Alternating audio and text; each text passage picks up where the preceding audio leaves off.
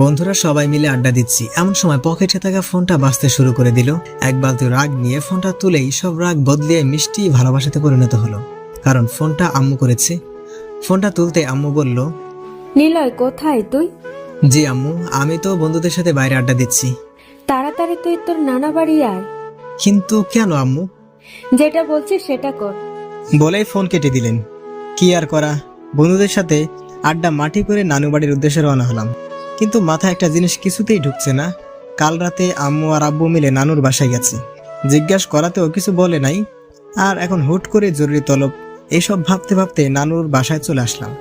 বাসায় গিয়ে আম্মু বলে ডাকাতেই আম্মু রাফির রুম থেকে বেরিয়ে আসলেন। আম্মু, কি হয়েছে? তোমাকে দেখে এত চিন্তিত দেখাচ্ছে কেন? সেটা পরে বলিস, এখন আমার সাথে চল। কোথায় আম্মু? রাফির রুমে। ঠিক আছে চলো। রাফি আমার মামাতো ভাই, অনেক ভালো আর আমার থেকে 1 বছরের ছোট। কিন্তু রাফি কি করলো? ওর তো পরীক্ষা হচ্ছে। এক রাশ চিন্তা নিয়ে রাফির রুমে যেতেই দেখলাম সবাই ওর রুমে বসে আছে, সাথে ডক্টর। আম্মু, রাফির কি হয়েছে? কাল রাত থেকে ও কেমন যেন করছে। পরে যখন তোর মামার ডক্টরের ফোন দিয়ে বাসায় আনে, তখন ডক্টর বলে রাফি নাকি এখন মানসিকভাবে অসুস্থ, কিন্তু সকাল থেকে ওর শরীরে এতটাই জ্বর হয়েছে যে ও বিছানা থেকেও উঠতে পারছে না। তাহলে ওকে হাসপাতালে নাও। সেটার দরকার নেই, কিছু সময় হলেই ঠিক হয়ে যাবে। তাহলে থাক, আমাকে ডাকার কি আছে? রাফি তো আমাদের কথা শোনে না, তাই তোমাকে ডেকে আনা হয়েছে। কিন্তু মামি, ওকে কি বলতে হবে? ওই গাদা, তোর পরীক্ষা চলছে, তুই ভুলে গেছিস? একদমই না। তাহলে তাহলে কি ওর পরীক্ষা দেওয়া লাগবে না? সেটা রাফিকেই বল। ওকে অনেকবার বলছি, কিন্তু ও শুনছে না। ঠিক আছে, আমি বলছি। রাফির কাছে গিয়ে, রাফি, ভাইয়া বলো। পরীক্ষা না দিলে হয় না? ভাইয়া তুমিও, একটা বছর আমার নষ্ট হয়ে যাবে তো। কিন্তু তুই তো অসুস্থ, পরীক্ষা দিবি কিভাবে? ভাইয়া আমি পরীক্ষা দিতে পারবো? চুপ গাধা, এই অবস্থায় ও পরীক্ষা দিবি? ঠিক আছে, তোর 1 বছর নষ্ট হবে না। কিভাবে? আমি পরীক্ষা দিব। কথাটা বলার সাথে সাথে সবাই ভূত দেখছে, সবাই আমার দিকে এমন ভাবে তাকিয়ে আছে, মনে হচ্ছে আমি মঙ্গল গ্রহ থেকে আসা এলিয়েন। ওই কি বলিস, ভেবে বলছিস তো? হ্যাঁ, তবে আব্বুর সাহায্য লাগবে। কি সাহায্য? পরে সমস্যা হলে সেই দিক তুমি দেখবে। ঠিক আছে, কিন্তু কোনো কিন্তু না আব্বু। এখন তোমরা সবাই বাইরে যাও। আমার কথা শুনে সবাই বাইরে চলে গেল। আমিও আমার ড্রেস বদলিয়ে একটা ড্রেস পরে নিলাম। এখন আপনাদের আমার পরিচয় দেই, আমি আবির হাসান নিলয়, বাবা মায়ের একমাত্র সন্তান। আর কিছু বলা যাবে না, সময় নাই। ড্রেস বদলিয়ে রাফির থেকে জেনে নিলাম আজ কি এক্সাম আর কিছু গুরুত্বপূর্ণ টিপস যেটা আমাকে সাহায্য করতে পারে। রাফির টেবিল থেকে বই আর পরীক্ষার সকল কাগজপত্র নিয়ে বাইরে এলাম। নিলয়, কিছু খেয়ে যা। না আম্মু, এসে খাবো। আমি ড্রাইভারকে বলে রেখেছি তোকে নিয়ে যাওয়ার জন্য, সাবধানে যাবে। ঠিক আছে আব্বু। গাড়িতে উঠে রাফির কলেজের উদ্দেশ্যে রওনা দিলাম। যেতে যেতে রাফির থেকে শোনা গুরুত্বপূর্ণ প্রশ্নগুলো পড়তে লাগলাম। প্রায় 30 মিনিট পর রাফির কলেজে আসলাম। রাফির কলেজ বললে ভুল হবে, এখানে আমিও পড়াশোনা করতাম। সে যাই হোক, কলেজের দিকে যাওয়া যাক, না হলে ছোট ভাইরা দেখে ফেললে সর্বনাশ। দ্রুত ক্লাসে চলে আসলাম। এসে প্রশ্নগুলো পড়তে লাগলাম। হঠাৎ কারো কথা কানে আসাতেই ঘুরে দেখতেই আমি অবাক। একটা মেয়ে এত সুন্দর হয় কিভাবে? দেখতে অনেক বাচ্চা বাচ্চা লাগছে, সাথে চোখে একটা চশমা, সবকিছু জাস্ট ওয়াও। মনে মনে রাফিকে 1000 বার ধন্যবাদ দিচ্ছি। এই যে এতক্ষণ ধরে ডাকতেছি, শুনতে পাচ্ছেন না? হা করে কি দেখছেন? কিছু না।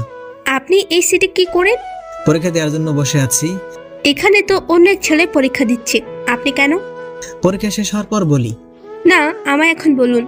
প্লিজ, এখন বিরক্ত করো না। আপনি না বললে 100 বার করব।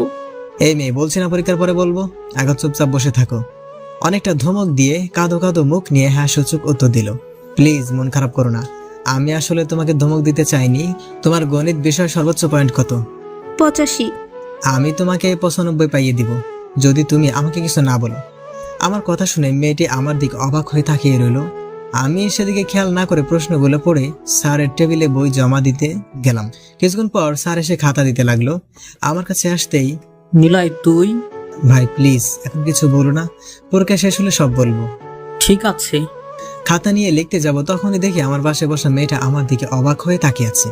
হয়তো জানতে চাই কে আমি, আর কেনই বা স্যারকে ভাই বললাম। কিছু বলবে? না। তাহলে লেখো, আর কিছু না পারলে আমার থেকে শুনে নিবা, ঠিক আছে? পরীক্ষার প্রায় 2 ঘন্টা হয়ে এসেছে, কিন্তু এর মাঝে মেয়েটি একবারও কিছু জিজ্ঞাসা বা কিছু শোনেওনি। হয়তো ভালো ছাত্রী। রাফির কিছু বন্ধু আমার দিকে অবাক হয়ে তাকিয়ে আছে, কারণ তারা সবাই আমাকে চেনে। লাস্ট পরীক্ষাটা লিখতে যাব, কিন্তু হঠাৎ করে মেয়েটির দিকে চোখ পড়লো। লেখা বাদ দিয়ে মন খারাপ করে বসে আছে। আমি আবার কি করলাম?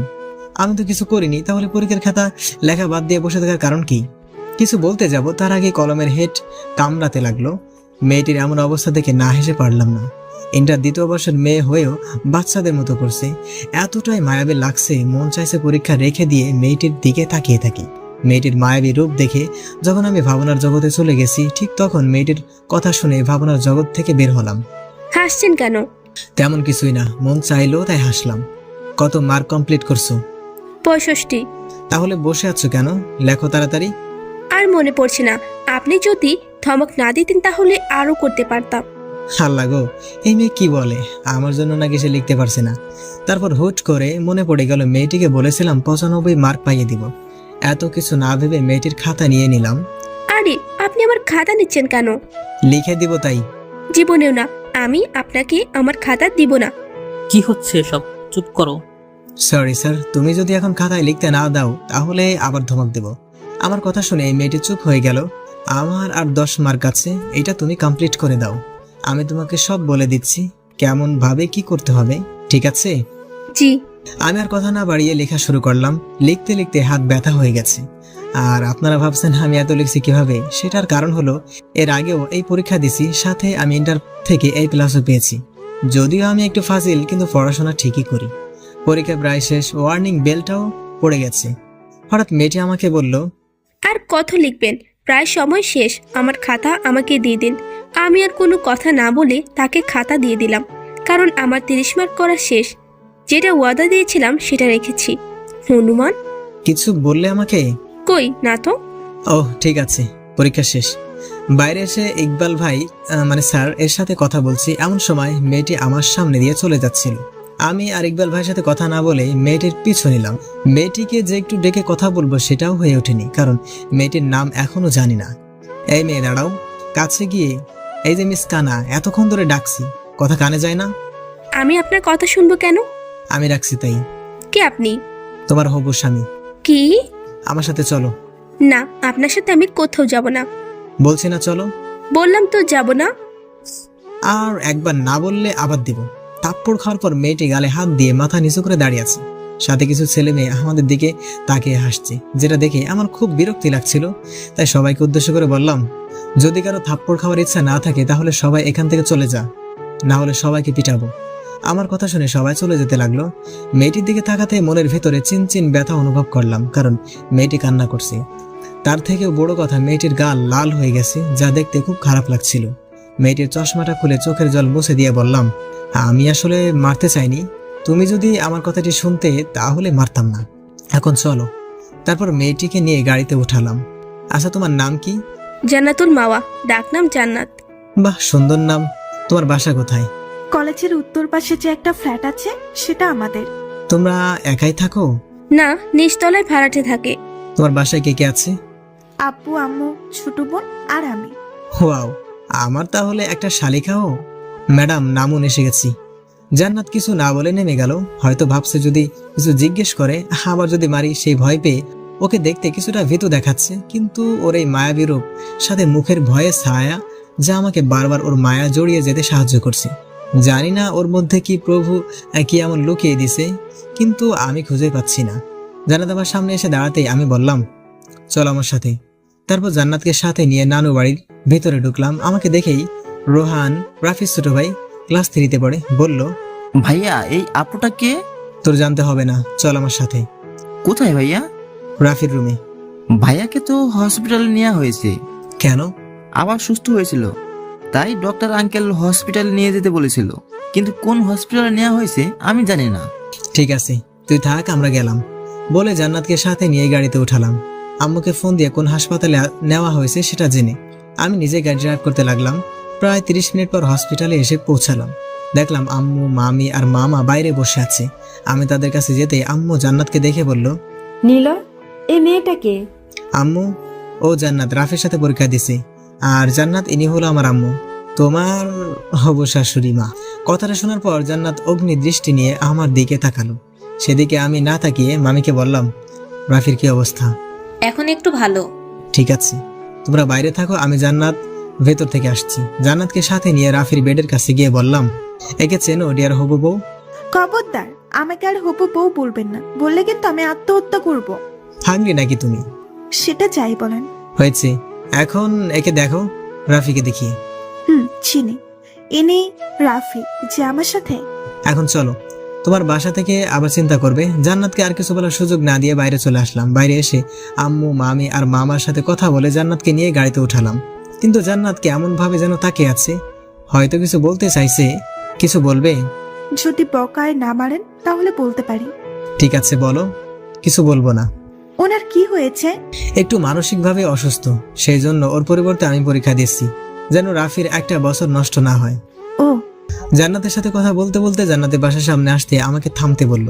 আমি এক পাশে থামতেই জান্নাত নেমে বাসায় চলে যেতে লাগলো। কেউ কাউকে সাহায্য করলে ধন্যবাদ বলতে হয়, আমি বলি না। বলেই দৌড়ে বাসার ভিতরে চলে গেল। আমিও আর সেখানে না থেকে বাসার উদ্দেশ্যে রওনা দিলাম। বাসায় এসে মামাকে ফোন দিয়ে বললাম রাফির সবগুলো পরীক্ষা আমি দিব। রাফির অবস্থার কথা চিন্তা করে মামাও আর না করলো না। পরীক্ষার রুমে ঢুকে দেখতে পেলাম জান্নাত সিটে বসে আছে, আর কি যেন আনমনে ভেবেই চলেছে। প্রতিটা মানুষের কিছু ভালো লাগার বিষয় থাকে, তার মধ্যে একটা হলো ভালোবাসার মানুষটার দুষ্টু মিষ্টি পাগলামি। এই জন্যই হয়তো রবি ঠাকুর এভাবে বলেছেন, আমরা সেটাই মুগ্ধভাবে উপভোগ করি যেটা আমাদের উপভোগ করার বিষয়। সে যাই হোক, আমি তো আর রবি ঠাকুর না যে তার কথার ব্যাখ্যা দিব। অনেকক্ষণ জান্নাতকে দেখার পরে সিটে গিয়ে বসলাম। আমার বসা দেখে প্রথমে কিছুটা ভয় পেয়েও তেমন কোনো রিয়াক্ট করলো না। কেমন আছো হবু বউ?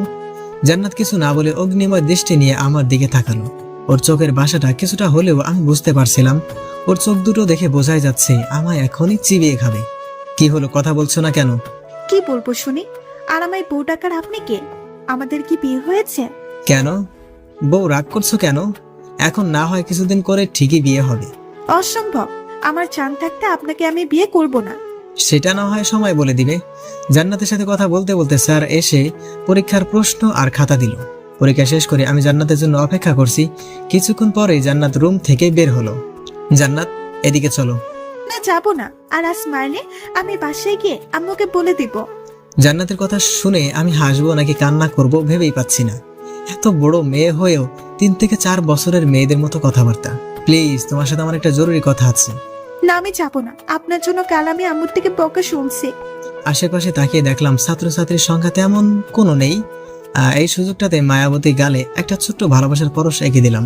চুমুটা দেওয়ার পরে জান্নাত আমার কলার ধরে কলেজের এক পাশে নিয়ে গেল। তুই আমাকে চুমু দিলি কেন? ওরে মা, এই মেয়ে এগুলো কি বলে? এই মেয়েকে কেউ ধমক দিলে চুপ হয়ে যায়, সেই কিনা রেগে কথা বলছে, সেটাও আবার তুই করে। অবশ্য এরকম ভাবে কথা বলাটাই স্বাভাবিক, কারণ অপরিচিত কেউ এভাবে চুমু দিলে রাগ করাটাই সাজে।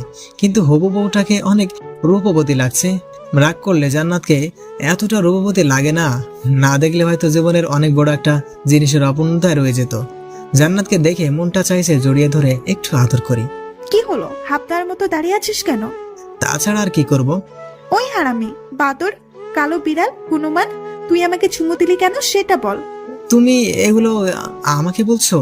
তো তুই ছাড়া এখানে কে বা কারা আছে? সি, এভাবে কেউ কি হবু বরকে বকা দেয়? কে হবু বর? কেন আমি? আর একবার যদি বাজে কথা বলিস তাহলে তোকে মেরেই ফেলবো। আর তোমার লজ্জা করে না এভাবে কাউকে মারতে? শালা লুচো, তোর লজ্জা লাগে না আমাকে চুমু খাস? আমি তো আমার... তোর পায়ে পড়ি প্লিজ, আর বউ বলিস না। ঠিক আছে, আজ আর বলবো না। তারপর আর কোনো কথা না বলে জান্নাত চলে গেল। আমিও বাসায় চলে আসলাম। বাসায় এসে দেখি আম্মু বসে আছে। আমাকে দেখে, একটা সত্যি কথা বলবি? আমি কি মিথ্যা কথা বলছি? কোনো ডাহা মিথ্যা কথা, কারণ আমি সত্য বলার থেকে মিথ্যা কথাই বেশি বলি। হ্যাঁ, আইসে আমার সত্যবাদী ছেলে। এখন তুই আমাকে সত্যি করে বল, ওই মেয়েটাকে? কোন মেয়ে আম্মু? গতকাল যে হসপিটালে নিয়ে এসেছিলি। আসলে আম্মু, আমি ওকে ভালোবাসি আর বিয়ে করতে চাই। আলহামদুলিল্লাহ, ছেলের আমার পছন্দ আছে। তা কিভাবে কি হলো আমাকে প্রথম থেকে বল। তারপর আম্মুকে প্রথম থেকে শুরু করে সব বললাম। আর আম্মুকে এটাও বললাম যে আমি জান্নাতকে খুব তাড়াতাড়ি বিয়ে করব, কিন্তু জান্নাত যেন এই বিষয় না জানতে পারে। পরের দিন পরীক্ষার হলে বসে আছি, আর বোরিং হচ্ছে কারণ জান্নাত এখনো আসেনি। তাই চোখ বন্ধ করে নিচের দিকে তাকিয়ে আছি। হঠাৎ পাশে কাউকে অনুভব করলাম, তাকে দেখলাম জান্নাত বসে আছে। কিন্তু আজ একটু মন খারাপ লাগছে। যে কেউ আজ জান্নাতকে দেখে বলে দিবে আজ ওর মন খারাপ। জান্নাত, তোমার কি মন খারাপ? কি হলো বলো? আজ জেরি অ্যাক্সিডেন্ট করছে। জেরিকে? আমাদের বাসার বিড়াল। বিড়াল? কেউ বিড়ালের জন্য নাকি মন খারাপ করে, সেটাও আবার পরীক্ষার হলে? জান্নাত যেভাবে মন খারাপ করে আছে, ওকে দেখে মনে হবে ওর কোনো আত্মীয় ইন্তেকাল করেছে, কিন্তু পাগলিটা এমন ভাবে কথা বলছে যেন ওর বেস্ট ফ্রেন্ড। কি হলো, হাসতেছেন কেন? না তেমন কিছু না, এমনি। ও জি, সেদিনের মতো পরীক্ষা শেষ করে বাইরে বের হলাম। কিছুক্ষণ পর জান্নাত বের হলো। ওকে ডাকাতেই মন মরা হয়ে কাছে আসলো। জান্নাত, একটা কথা বলি। বলেন। আমি তোমাকে ভালোবাসি আর তোমাকে বিয়ে করতে চাই। আমি আপনাকে ভালোবাসি না, আর আপনাকে তো আমি জীবনেও বিয়ে করব না। ড্যাঙ্গা সার কোথাকার। কি বললে তুমি? আবার বলো। গাধা হনুমান। বলে হুসাইন বোল্টের মতো দৌড়ে চলে গেল। আমারও ভালো লাগলো জান্নাতের এমন পাগলামি। এরই মাঝে 7টা পরীক্ষা শেষ, আর মাত্র 2টা আছে। না জানি পাগলিটা আমার ভালোবাসা বুঝবে কিনা। আর ইদানিং আমি কেন জানি না জান্নাতের প্রতি অনেকটা দুর্বল হয়ে পড়েছি। ওকে না দেখলে মনে হয় পৃথিবীটাই থমকে গেছে। মনে হয় বন্দুকের বুলেটগুলো আমার হৃৎপিণ্ডকে ছিন্ন ভিন্ন করে দিবে। রাতে খাবার টেবিলে বসে আছি, এমন সময় আব্বু বলল, নিলয়, তোমার আম্মু যা বলেছে সেগুলো কি সত্যি? কি বলছে আম্মু তোমাকে? তোমার বিয়ের কথা। জি আব্বু, কিন্তু তোমার কাছে একটা অনুরোধ আছে, প্লিজ বলো, রাখবে? বলো। আমি যে জান্নাতকে বিয়ে করছি এটা ওকে বলবে না, সেটা জন্য তুমি যা ইচ্ছা করো। কিন্তু নিলয়।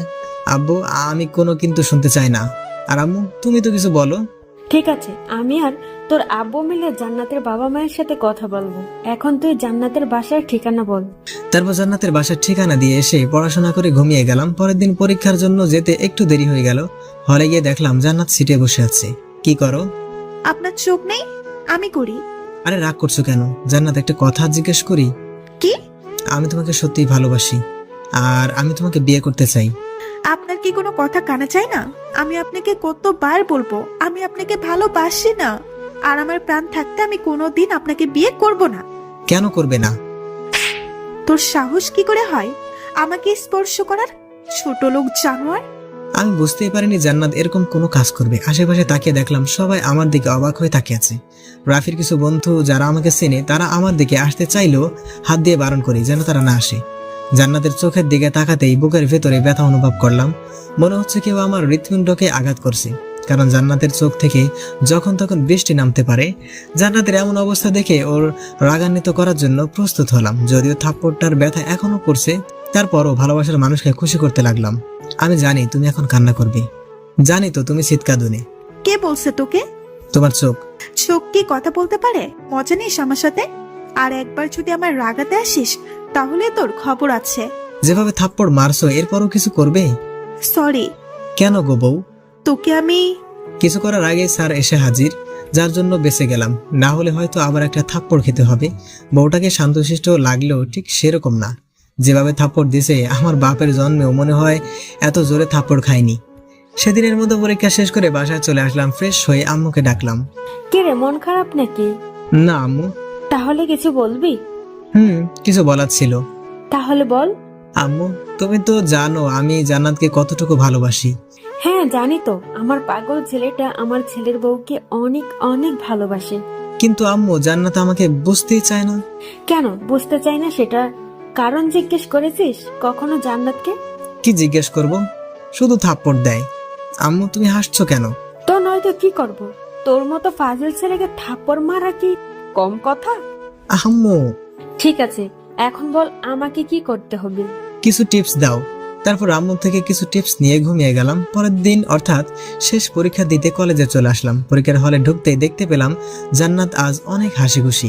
মনে মনে সৃষ্টিকর্তাকে 1000বার ধন্যবাদ দিলাম, কেননা আম্মুর থেকে কিছু টিপস কাজে লাগাতে হবে। জান্নাতের কাছে যেতেই আমাকে অবাক করে দিয়ে জান্নাত বলল, আপনার সাথে আমার কিছু কথা আছে। বলো। না এখন না, পরীক্ষা শেষ হলে বলবো। জান্নাতকে এত হাসি খুশি দেখে আমারও কেন জানি না অনেক ভালো লাগছিল। তাই জান্নাতকে বললাম ঠিক আছে। পরীক্ষা শেষ করে বাইরে দাঁড়িয়ে আছি, এমন সময় জান্নাত এসে আমার সামনে দাঁড়ালো। বলো, কি বলবে? অনেকটা আগ্রহ প্রকাশ করে কথাটি জিজ্ঞেস করলাম। আমার বিয়ে ঠিক হয়ে গেছে। কি? তুমি আমাকে মিথ্যা বলছো, তাই না? আপনাকে মিথ্যে বলে আমার কি লাভ? বরং আমার তো আরো ভালো লাগছে। আপনি আমার পিছু নেওয়া বাদ দেবেন, আমাকে আর চালাতে পারবেন না, আমার সাথে আর কথা বলবেন না। এক কথায় আমি এখন অনেক খুশি। জান্নাতের কথাগুলো কেমন যেন বুকের বাঁ পাশে এসে খুব জোরে জোরে আঘাত করছিল। তাই ওকে কথা থামাতে বলে আমি বাসায় চলে আসলাম। জান্নাতের কথা শুনে যতটা খারাপ লাগছিল তার থেকেও দ্বিগুণ খারাপ রাগ হচ্ছিল আব্বু আম্মুর প্রতি। বাসায় এসে ইচ্ছা মতো সবকিছু ভাঙতে শুরু করে দিলাম। এটা অবশ্য নতুন না, এর আগেও অনেকবার ভেঙেছি। আজ একটু বেশি রাগ হচ্ছিল, কারণ তারা আমার সব কথা রাখে, কিন্তু আজ কেন তারা আমার একটা চাওয়া পূরণ করতে পারলো না। এসব ভাবতে ভাবতে যখন দেয়ালে থাকা আমার একটা ছবিতে বাড়ি দিছি, অমনি ছবিতে থাকা কাজ এসে হাত কেটে গেল, যার জন্য আর কিছু ভাঙতে পারলাম না। নিজেকে অনেকটা দুর্বল লাগছিল। কাটা হাত দিয়ে ঘুম যখন ভাঙলো, দেখলাম আব্বু আম্মু আমার পাশে বসে আছে, আমার হাতে ব্যান্ডেজ করা। যখন উঠতে যাব তখন আব্বু বলল, কি হয়েছে তোমার, এমন পাগলামো করছে কেন? কি হলো বল, কেন করছিস এমন? আব্বু, আমি তোমাদের কাছে কি চেয়েছিলাম? কি চেয়েছো? আর তুমি কি চেয়েছো আমরা দেইনি? এমন কি জিনিস আছে? জান্নাত। জান্নাতের কি হয়েছে? জান্নাতের বিয়ে ঠিক হয়ে গেছে। কি? তার মানে তুই জান্নাতের বিয়ের কথা শুনে এসব ভাঙচুর করে শুরু করেছিস? তাছাড়া কি করব? নীলয়ের মা, আমি শিওর তোমার ছেলে পাগল হয়ে গেছে। মানে কি বলতে চাইছো তুমি? ঠিক তো বলছে, তুই একটা পাগল। আম্মু। চুপ। তুই জানিস জান্নাতের কার সাথে বিয়ে ঠিক হয়েছে? না। আরে গাধা, তোর সাথেই জান্নাতের বিয়ে ঠিক হয়েছে, সেটাও ওর সামনের মাসের 3 তারিখে। কিন্তু জান্নাত যে বলল। তুমি নিজেই তো বারণ করছিলাম যেন আমরা কেউ জান্নাতকে না জানাই। আব্বু আম্মুর কথা শুনে মন চাইছে এক্ষুনি লুঙ্গি পরে ডান্স শুরু করি, কিন্তু আব্বু আম্মু পাশে থাকা কিছু করতে পারলাম না। আব্বু আম্মুকে জড়িয়ে ধরে 1000বার চুমু খেলাম, সাথে কিছু পাম মারলাম। আম্মু আমাকে খাইয়ে দিয়ে চলে গেল। আমিও ভাবতে লাগলাম বিয়ের পর জান্নাতকে কিভাবে জ্বালাতন করা যায়, আমাকে কষ্ট দেয়া তুমি হাড়ে হাড়ে টের পাইবা শোনা বউ। দেখতে দেখতে আমাদের বিয়ের দিনটাও কাছাকাছি চলে এলো। কাল আমাদের বিয়ে, সাথে জান্নাতকে জ্বালাতন করার প্রথম দিন শুরু হবে। আমাকে কি বলেছিলে আমাকে এ জীবনেও বিয়ে করবে না? এবার বুঝবা শোনা আমি কি করতে পারি। রুমের ভিতরে আনমনে এসব ভেবে চলেছি। পুরো বাসা হইচই মতো মেতে আছে। রাফিও এখন সুস্থ, আর সবার আনন্দ করাটাও স্বাভাবিক।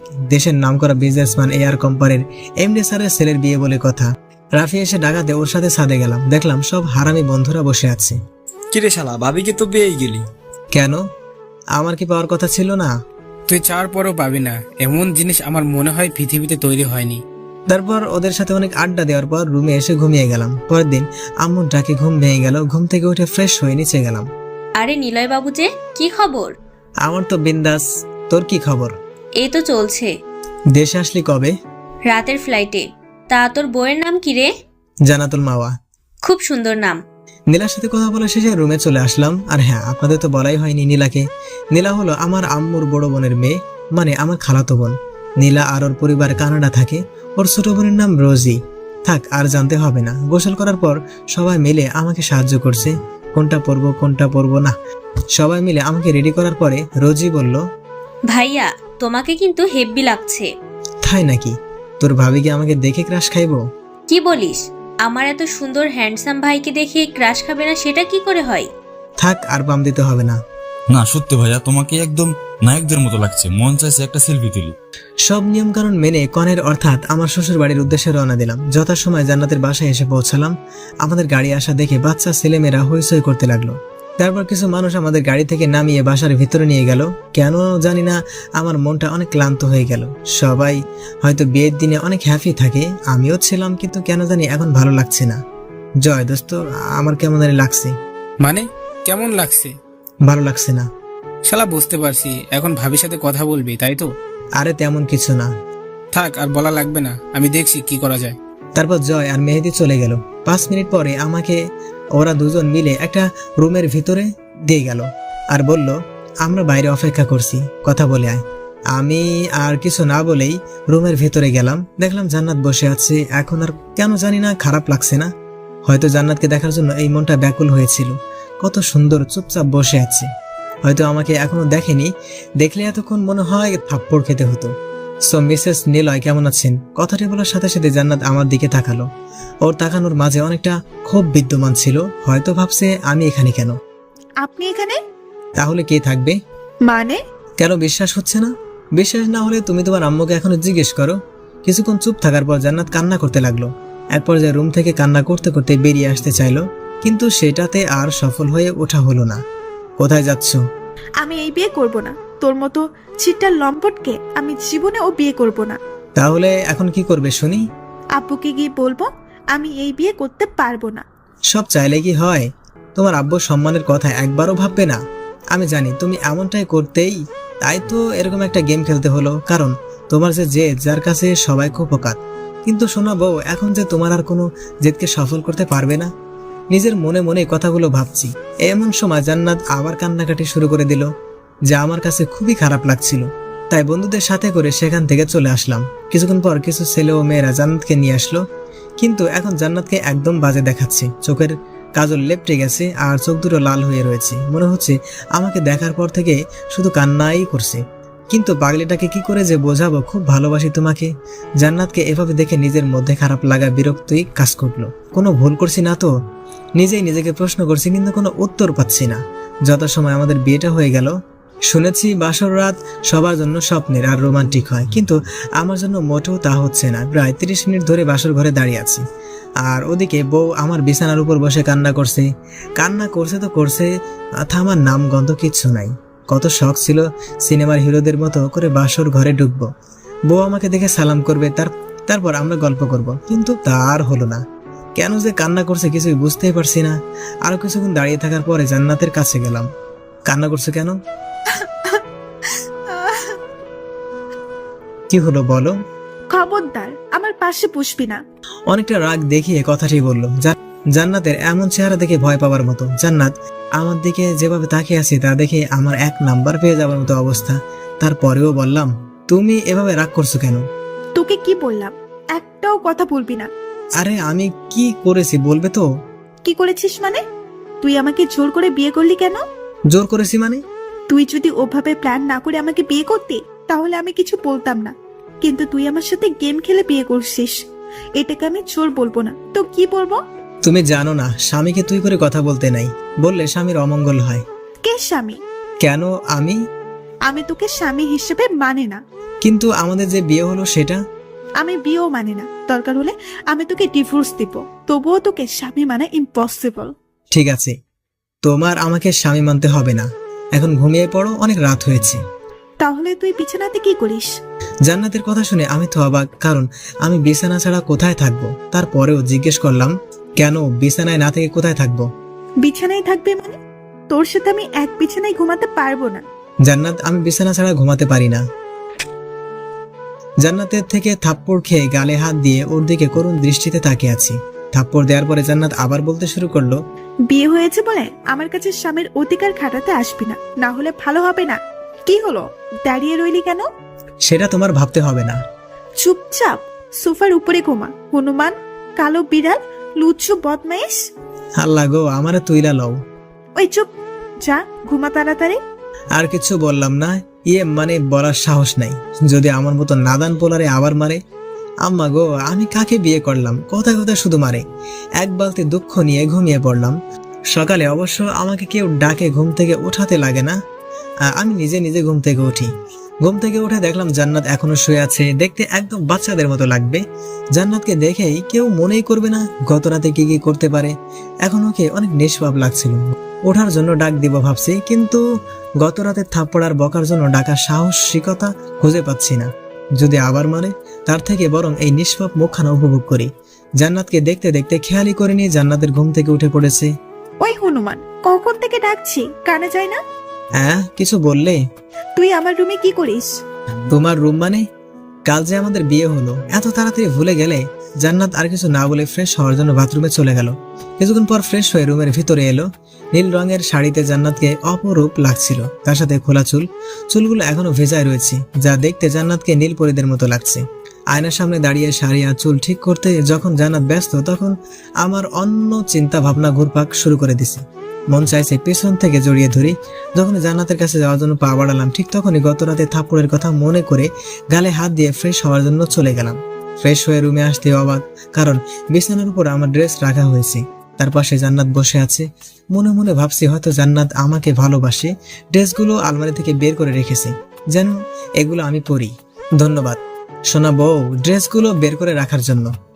বইয়েই গেছে আপনার ড্রেস বের করা? তাহলে? আপনার মা এসে আমাকে বললো এগুলো বিছানার উপরে রেখে দিচ্ছে, তাই রাখছি। এখন চলুন, নিচে আমাদের জন্য অপেক্ষা করছে সবাই। জান্নাতের কথা শুনে এখন কেন জানি না অনেক খারাপ লাগে। কি করেছি আমি? শুধু ভালোই তো বেসেছি। আর সেই ভালোবাসাটা নিজের করে পাওয়ার জন্য এক ধরনের জোরও করেও বিয়ে করেছি।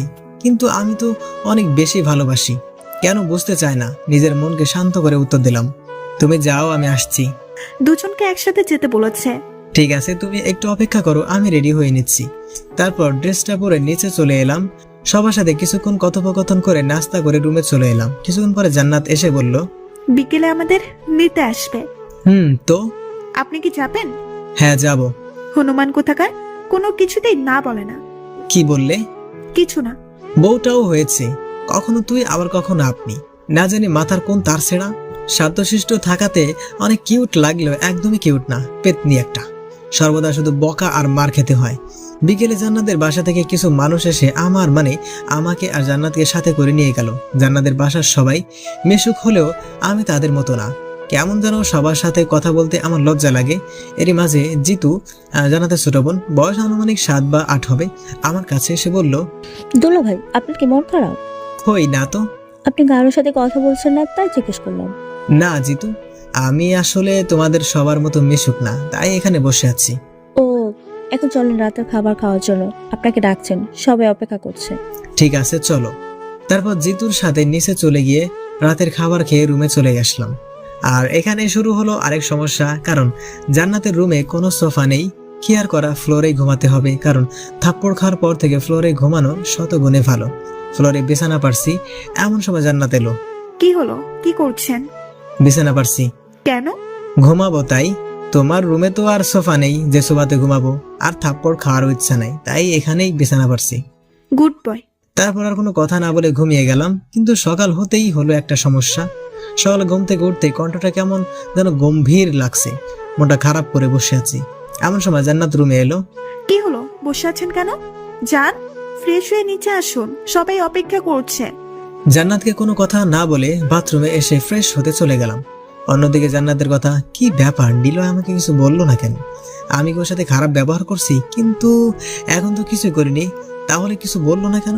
পরক্ষণে জান্নাতের মনে পড়লো গত 2 দিন যাবৎ নিলয়ের সাথে কেমন ব্যবহার করেছে, কিন্তু নিলয় তো আমাকে কিছুই বলে না, বরং সে নিজেই আমাকে রাগানোর জন্য কথা বলে, যেন আমি যেন খুশি থাকি।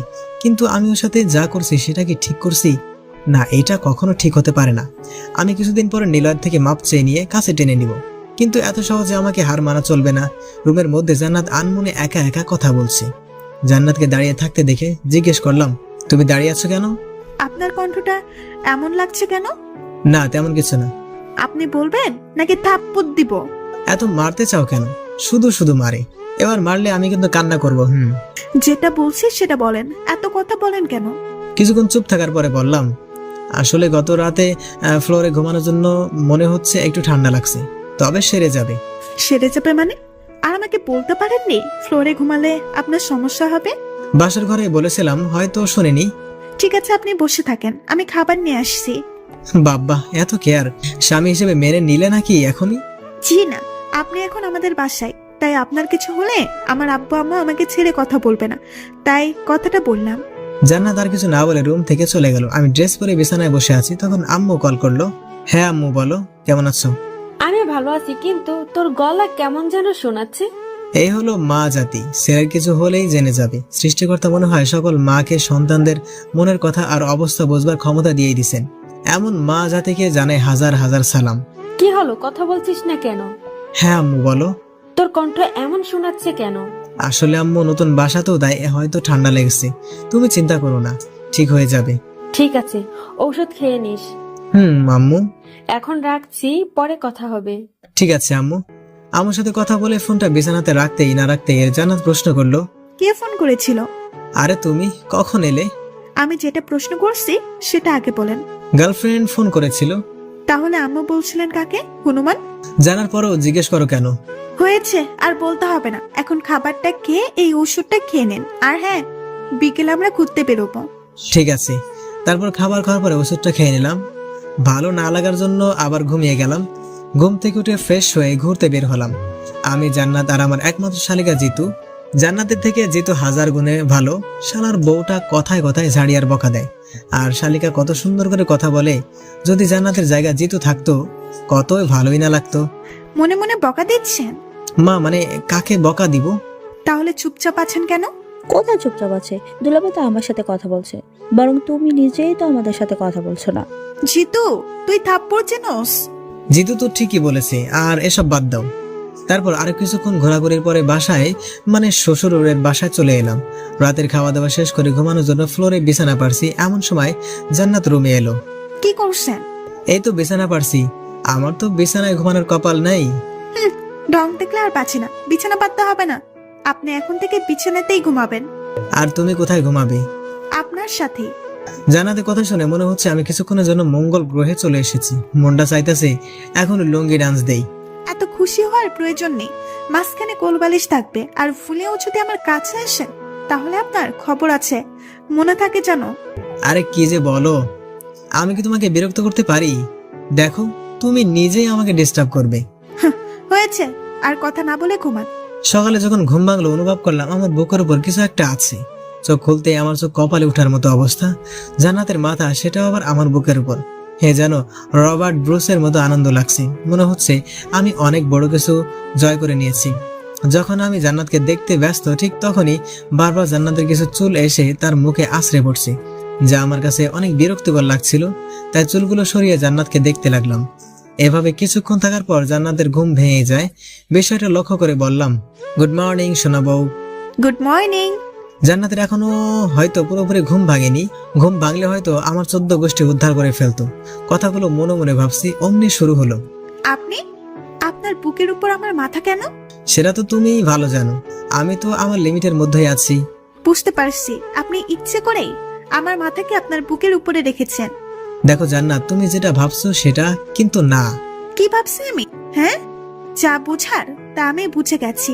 চুপ, একদম চুপ, অনেক হয়েছে আর না। কি ভাবো নিজেকে? তোমাকে আমি ভালোবাসি সেটা আর কিভাবে বোঝাবো? হ্যাঁ, মানছি আমি তোমাকে বাধ্য করছি আমাকে বিয়ে করতে, কিন্তু আমি তো কোনো অন্যায় করিনি। ঠিক আছে, আজকের পর থেকে তোমাকে আর কোনো প্রকার ডিস্টার্ব করবো না, তোমাকে কিছু জিজ্ঞাসা করবো না। হ্যাপি? কথাগুলো অনেক কষ্ট করে বললাম, কিন্তু আমারই বা কি করার আছে? কিছু না জেনে খারাপ বলার কোনো মানে আছে? জান্নাতের দিকে লক্ষ্য করলাম, দেখলাম মেয়েটা কান্না করছে। ওর চোখের জল কেন জানি না আমার খারাপ লাগার মধ্যে একটা। ফ্রেশ হয়ে নাও। আমার কথাটা শুনে কান্না থামিয়ে বাথরুমে চলে গেল। আজ সারাদিন জান্নাতের সাথে একবারও কথা হয়নি। বলতে গেলে আমি ইচ্ছা করেই কথা বলিনি। প্রতিটা কথাতে অপমান ছাড়া আর কি বা পাই। জান্নাত কেন বুঝতেই চায় না যে আমি ওকে কতটুকু ভালোবাসি। মন খারাপ, তাই জয়কে ফোন দিয়ে বললাম, দোস্ত মন খারাপ, কিন্তু কপাল খারাপ হলে আর যা হয় আর কি। যার সারা জীবনে খায়নি সেটা খাইতে বলে, মানে সিগারেট, মদ, নেশা জাতীয় কুখাদ্য। রাতে খাবার টেবিলে বসে আছি, এমন সময় শ্বশুর আব্বা, জান্নাতের বাবা বলল, তা বাবা নিলয়, তোমাকে দেখে মনে হচ্ছে তোমার কিছু একটা হয়েছে। কথাটা শুনে হতভম্ব হয়ে গেলাম, কারণ সকাল থেকে মনটা খারাপ। জান্নাতের দিকে তাকিয়েও কিছুটা অবাক হলাম। আমাকে যে এ ধরনের প্রশ্ন করা হয়েছে। নিলয়, কিছু হলে আমাদের বলতে পারো। জি মানে? আব্বু, ওনারা পেট খারাপ, তাই খেতে পারবে না, তাই হয়তো এরকম করছে। আরে তাই বললে হয় নাকি? কিছু একটা তো খাও। জি আমি খাচ্ছি, প্রচুর ক্ষুধা লাগছে। দুপুরেও সেরকম কিছু খাইনি, তাই কিছু বলার আগে খেয়ে নেয়াই ভালো, অন্তত পক্ষে ক্ষুধা তো কমবে। না থাক, আপনার আর খেতে হবে না, পরে আবার যদি পেট খারাপ হয়। ঠিক আছে, কিছু না বলে রুমে চলে আসলাম। যদি আবার অপমান করে, আর আজকের রাতটা পার করতে পারলেই হয়। এই বাসায় আর থাকবো না। কেন যে আসতে চেয়েছিলাম, সব কয়েকটা মাথা মোটার দল। নতুন জামাইকে না খাইয়ে রাখি। রুমের ভিতরে জান্নাত আর ওর পরিবারকে একা একা বকা দিতে লাগলাম। খবরদার, আমার পরিবারকে আর একটাও বাজে কথা বলতে পারবেন না। বললে কি করবে শুনি?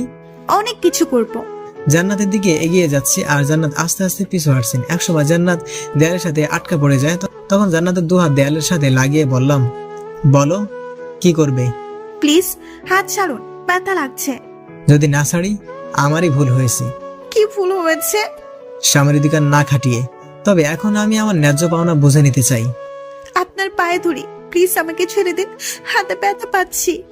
জান্নাতের চোখের দিকে তাকিয়ে দেখলাম ওর চোখে বৃষ্টি জমে আছে, যা যখন তখন নামতে পারে। আর জান্নাতের অমন চেহারা আমার দেখতে ভালোই লাগে না, তাই ছেড়ে দিলাম। জান্নাত আমাকে কোনো কিছু না বলেই বাইরে চলে গেল। কিছুক্ষণ পরে রুমে আসলো। তবে এবার জান্নাতের ব্যবহার দেখে অনেক বেশি মুগ্ধ হলাম। কারণটা হলো আমার জন্য খাবার নিয়ে এসেছে। খাবারটা খেয়ে নিন। জি না। কেন? আবার কি হলো? দেখুন, আমি কিন্তু এবার কিছু বলিনি যে সকালের মতো বকা দিবেন। তারপরেও আমি খাবো না। তবে কি? তবে তুমি নিজের হাতে খাইয়ে দিলে খাইতে পারি। ঢং দেখলে আর পাচ্ছি না। আপনি কি বাচ্চা যে খাইয়ে দিতে হবে? ঠিক আছে, আমি তাহলে খাবোই না। আরে খাইয়ে দিচ্ছি তো। তাহলে বসে আছো কেন? তারপর জান্নাত আমাকে খাইয়ে দিতে লাগলো। জীবনের আরেকটা চমৎকার জিনিস উপভোগ করলাম, সেটা হলো বউয়ের হাতে খাবার খাওয়া, স্ত্রীর হাতে আবার খেতে মজাই অন্যরকম। হে যেন আলাদা একটা সুখ। এ নিয়ে আর কিছু বলতে পারবো না। যদি একান্ত জানার ইচ্ছা থাকে তাহলে বিয়ে করে নেন। খাবার খাওয়া শেষ করে ঘুমিয়ে গেলাম। পরের দিন বিকেলে আমাকে আর জান্নাতকে বাসায় নিয়ে গেল। এতক্ষণে হাফ ছেড়ে বাঁচলাম, না জেনে আবার কি বলে সবার সামনে অপমান করতো। বাসায় এসে জান্নাত আব্বু আম্মুকে সালাম করলো। আম্মু আব্বু, আপনাদের কিছু বলার ছিল। হ্যাঁ মা, বলো। আসলে আম্মু, নিলয় মানে আপনাদের ছেলে আমাকে ভালোই বাসে না। ওই কি বলো এগুলা? তুমি চুপ করো বৌমা, তুমি বলো। গত 2 দিন ইনি আমাকে একবারও নিজ ইচ্ছায় কোনো জায়গায় ঘুরতে নিয়ে যায়নি। ঠিক আছে মা, এখন আমি ওকে বলে দিব যেন তোমাকে নিয়ে ঘুরতে যায়। আরো কিছু কথা বলে রুমে চলে এলাম। এভাবে দেখতে দেখতে 2 মাস কেটে গেল, কিন্তু এর মাঝে আমার আর জান্নাতের মাঝে কোনো কিছু হয়ে ওঠেনি। সবকিছুতেই শুধু ঝগড়া আর বকা। আজ জান্নাতের রেজাল্ট দিবে, মনে মনে দোয়া করছি যেন জান্নাত ফেল করে। আপনাকে আম্মু ডাকতেছে। ঠিক আছে চলো। তারপর আমি আর জান্নাত আম্মুর কাছে গেলাম। আম্মু, আব্বু কোথায়? তুই জানিস না তোর আব্বু এই সময় কোথায় থাকে? ওহ, আব্বু তো এই সময় অফিসে থাকেন, কিন্তু তোমাকে দেখে কিছুটা বিচলিত লাগছে। জান্নাতের রেজাল্ট দিছে। ওহ, এই ব্যাপার, নিশ্চয়ই ফেল করছে। তুমি চিন্তা করো না আম্মু, ওকে দিয়ে কোনো কিচ্ছু হবে না। দাদা, জান্নাত 4.95 পেয়েছে। আল্লাহ, আমি এসব কি শুনতেছি? আম্মু গো, তুমি আমারে কি বললা? এই মেয়ে তো এখন আমারে পাগল করে ফেলবে। এমনিতে মাথা 2টা তার কাটা, এখন না জানি আমার কি খাবে। আল্লাহ আমাকে বাঁচাও। কি হলো, কথা বলছেন না কেন? আমি রুমে যাব। তুই অপেক্ষা কর, তোর জন্য পুরস্কার আছে। কি পুরস্কার আম্মু? ওই আগের মতো 10 বার। না আম্মু, এটা হয় না, প্লিজ আমাকে মাফ করে দাও। প্রমিস আর কখনো এমন দোয়া বা কথা বলবো না। যেটা করতে বলছিস সেটা কর। কিন্তু কোনো কিন্তু না, তাড়াতাড়ি। কি আর করা, বউয়ের সামনে আমার ইজ্জত খেয়ে দিচ্ছে। আর 10 বার মানে হলো কান ধরে 10 বার উঠবাস করা। এটা আসলে ছোটবেলার থেকে শাস্তি পেয়ে আসছি, কিন্তু আজ বউয়ের সামনে। আল্লাহ, এই 2 জনের বিচার করো। তোমার নাদান বান্দাটারে একা পেয়ে অত্যাচার করছে। শাস্তি শেষ হওয়ার পরে দেখলাম জান্নাত আর আম্মু হাসাহাসি করছে। তাই জান্নাতকে উদ্দেশ্য করে বললাম, তুমি আগে রুমে আসো, তারপর আমি তোমার হাসি বের করছি। বলে রুমে চলে আসলাম। কিছুক্ষণ পর জান্নাত রুমে আসলো, তবে অনেক খুশি হয়ে। জান্নাত এমন হাসি খুশি দেখে মন চাইছে ওর নাক ফাটিয়ে দেই। বিছানায় বসে থাকা অবস্থায় জান্নাতকে বললাম, জান্নাত এদিকে আসো। জান্নাত কোনো কিছু না বলে আমার সামনে আসলো। এবার কান ধরো। কি? কি নয়, জি। আমি কান ধরতে পারবো না। কি বললে? আমি কান ধরতে পারবো না। এবার ইচ্ছা করে জান্নাতের গলা টিপে ধরলাম। দেখলাম জান্নাত কান্না করছে। পরক্ষণেই জান্নাতের গলার দিকে তাকিয়ে দেখলাম কিছুটা লাল হয়ে গেছে। কিন্তু আমি তো ওকে কষ্ট দিতে চাইনি, আমি তো ওর সাথে শুধু মজা করছিলাম। জান্নাত সোফার উপরে বসে কান্না করছে। এবার নিজেই নিজেকে ধিক্কার দিয়ে বলতে ইচ্ছে করছে, কি করছি আমি? মজা করতে গিয়েও মেয়েটাকে কষ্ট দিলাম। জান্নাত, আমি আসলে তোমাকে কষ্ট দিতে চাইনি, আমি শুধু মজা করতে চাইছিলাম। জান্নাত প্লিজ কান্না করো না। কি চান আপনি? জান্নাত, তুমি এভাবে কথা বলছো কেন?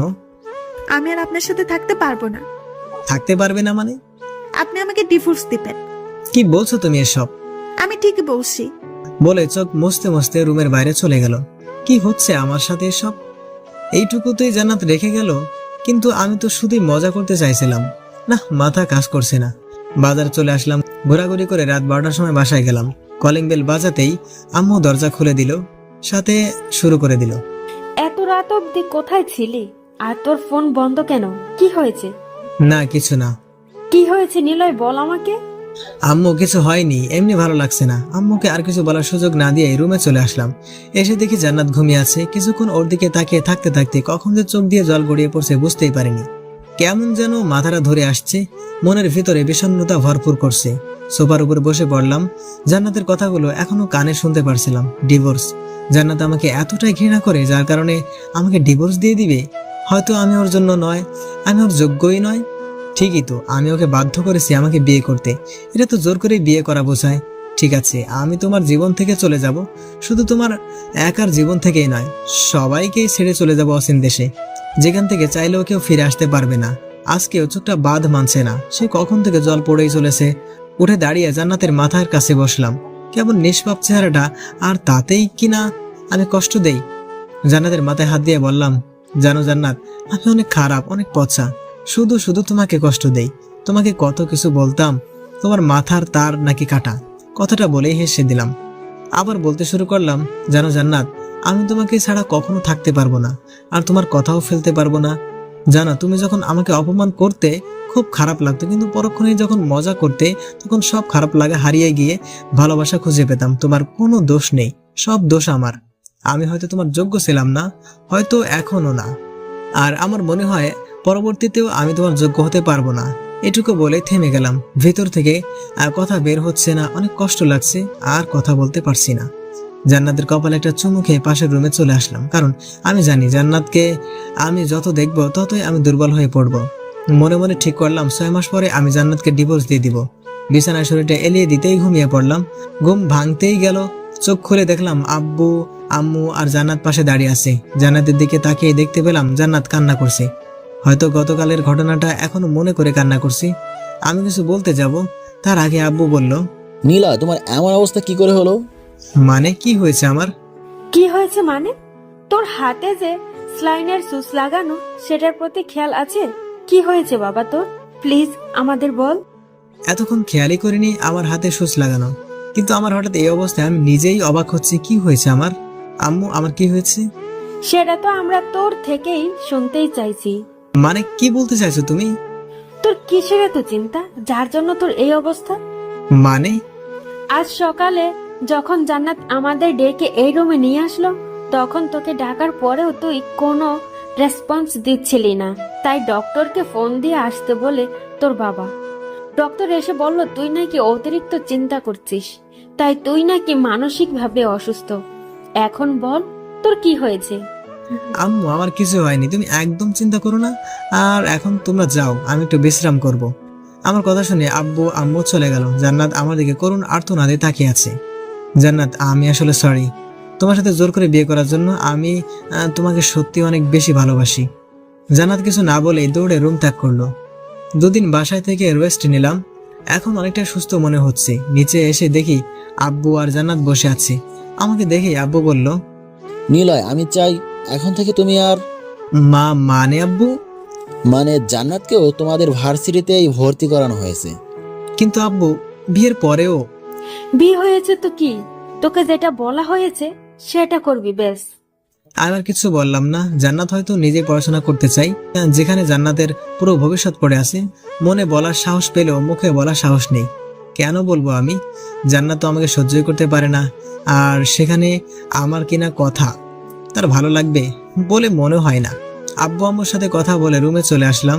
পরের দিন ভার্সিটি যাওয়ার জন্য রেডি হচ্ছি, এমন সময় জান্নাত হাতে একটা চিরকুট নিয়ে আমার সামনে এসে দাঁড়ালো।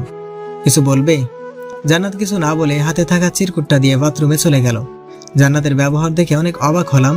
কিছু না ভেবে চিরকুটটি পড়ার জন্য খুলে ফেললাম।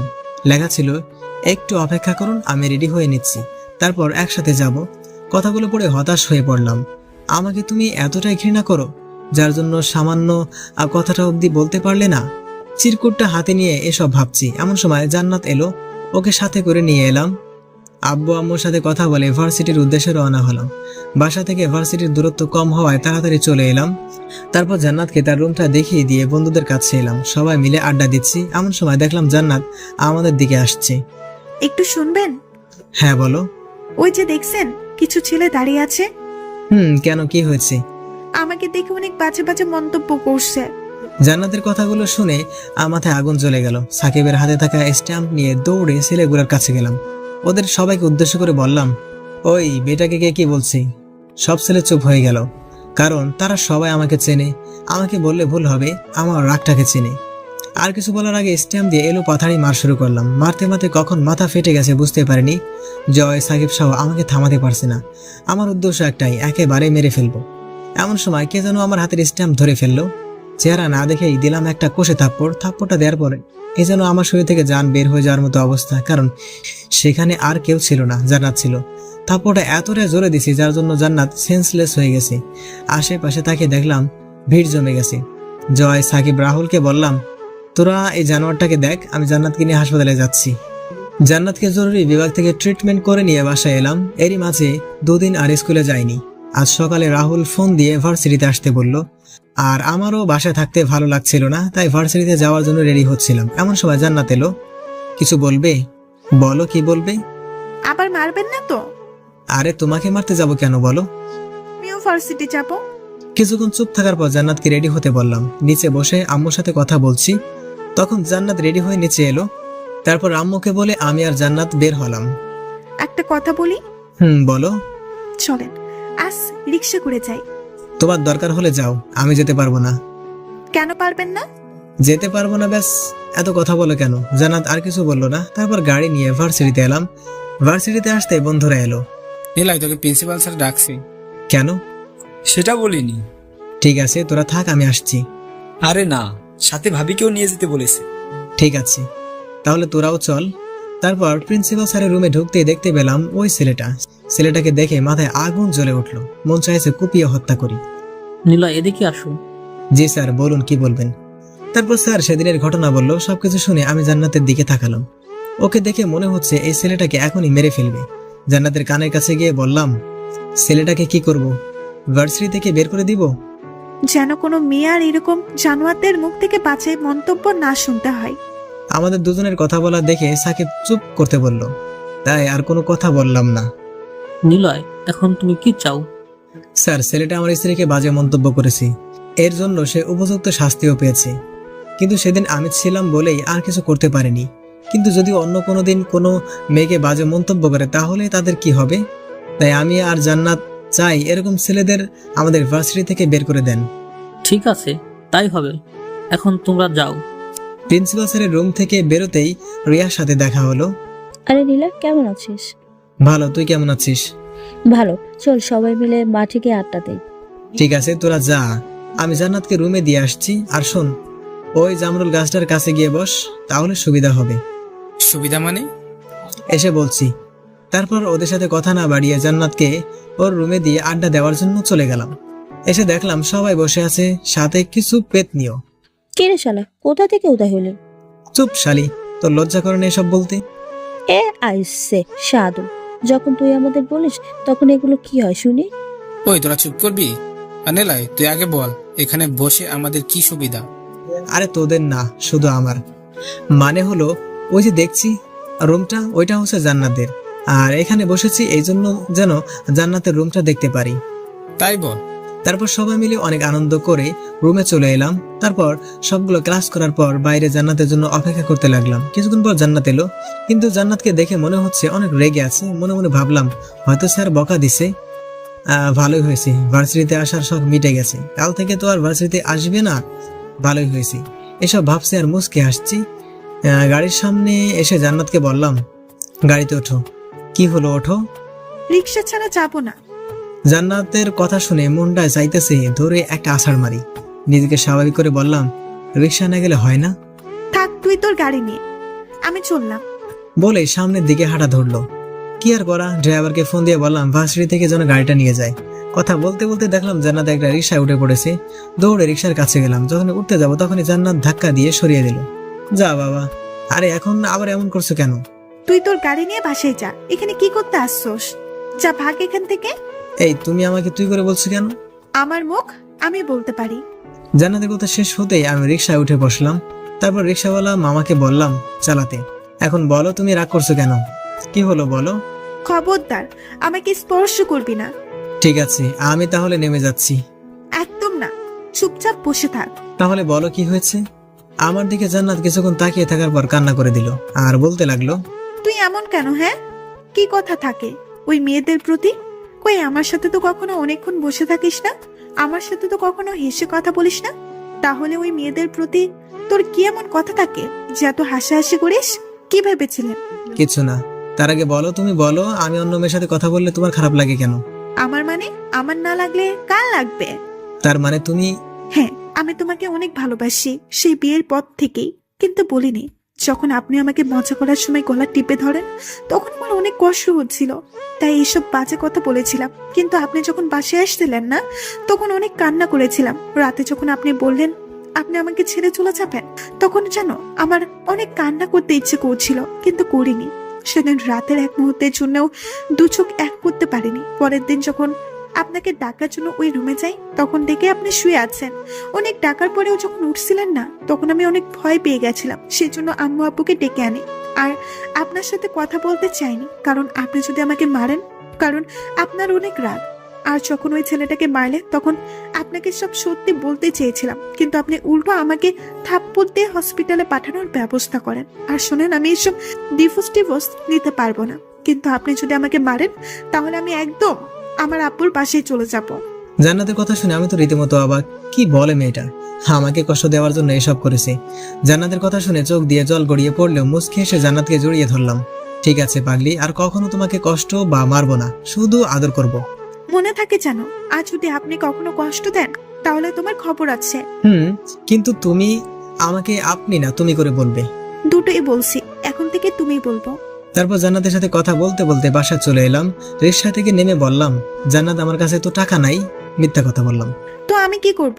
আমি কি তোমাকে বলেছি রিক্সায় উঠতে বলেছি? আমার টাকা আমি দেব, আর তোমার টাকা তুমি দিবা। না না, এই না প্লিজ, তুমি দিয়ে দাও, পরে শোধ করে দিব। প্রমিস?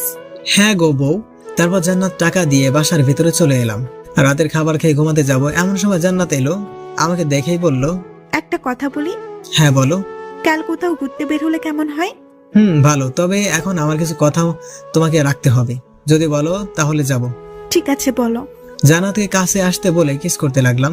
প্রথমে জান্নাত ছাড়াতে চাইলেও পরে আর বারণ করার চেষ্টা করেনি। দুজনে চলে গেলাম ভালোবাসার অচিন সমুদ্রে। তারপর জান্নাতের কপালে একটা ভালোবাসার পরশ এঁকে দিয়ে ঘুমিয়ে পড়লাম। পরের দিন ঘুম থেকে উঠে দেখে জান্নাত এখনো শুয়ে আছে।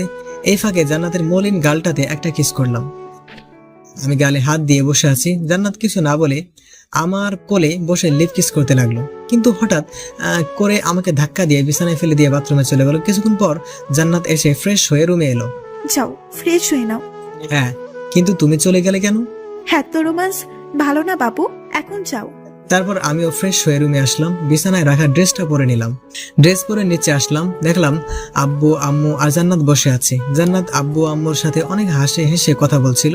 এটা দেখে অনেক রাগ হলো। আমাকে ড্রেস পরতে সাহায্য করলে কি হতো এমন? মনে মনে ঠিক করলাম জান্নাতকে কিভাবে জ্বালানো যায়। কি হলো, দাঁড়িয়ে আছো কেন? না এমনি। জান্নাত একটা রুমে আসো। তারপর আমি রুমে চলে গেলাম। কিছুক্ষণ পর জান্নাত রুমে আসলো। কি হলো, ডাকলে কেন?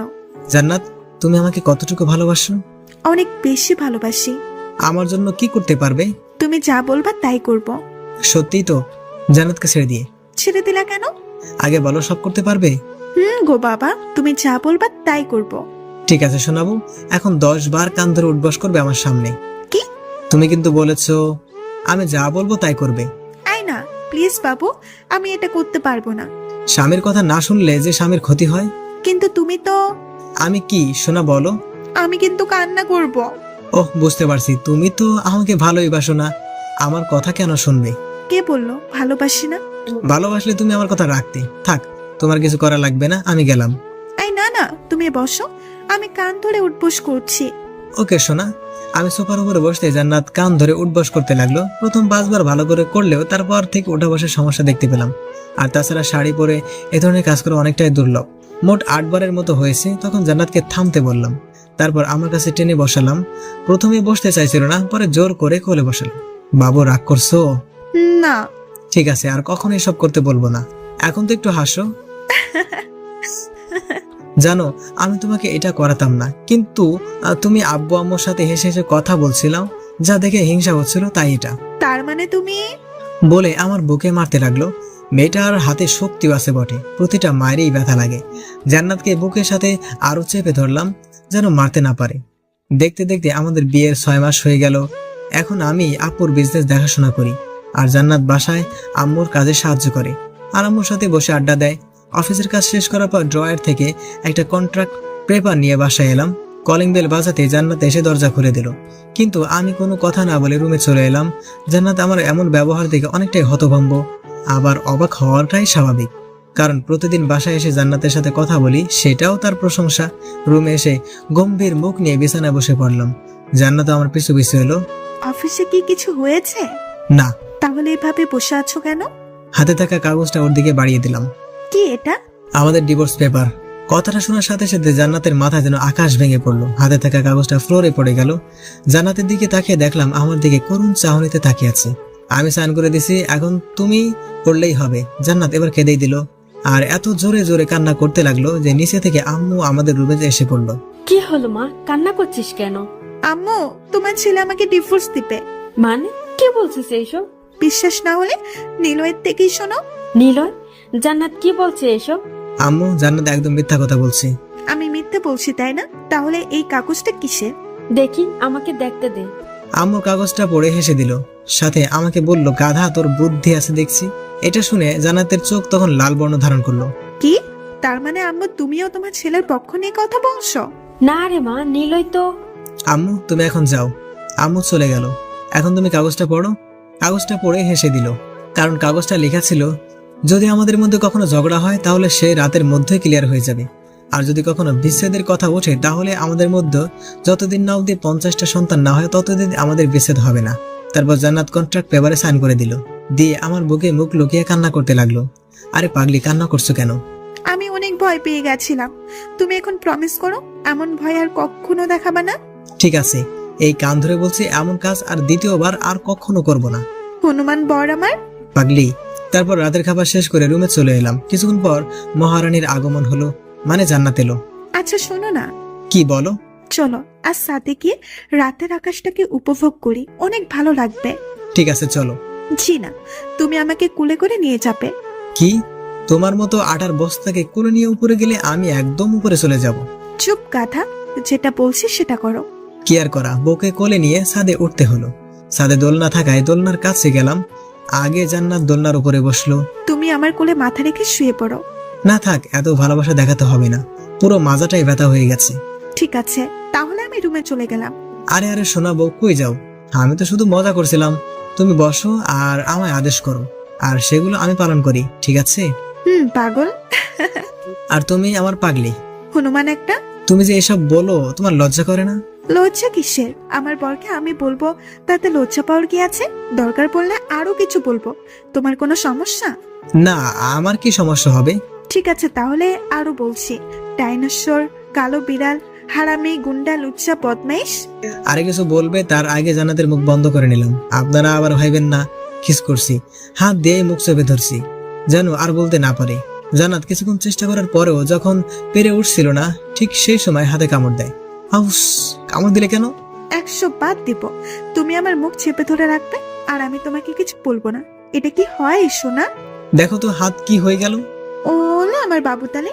আচ্ছা কাছে আসো, এখন তোমায় একটু আদর করি। না থাক, আমার আদর লাগবে না। আরে আসো তো আগে। থাক, আপনাদের আর জানতে হবে না। আর তাছাড়া আমার লজ্জা লাগছে। হ্যালো বন্ধুরা, গল্প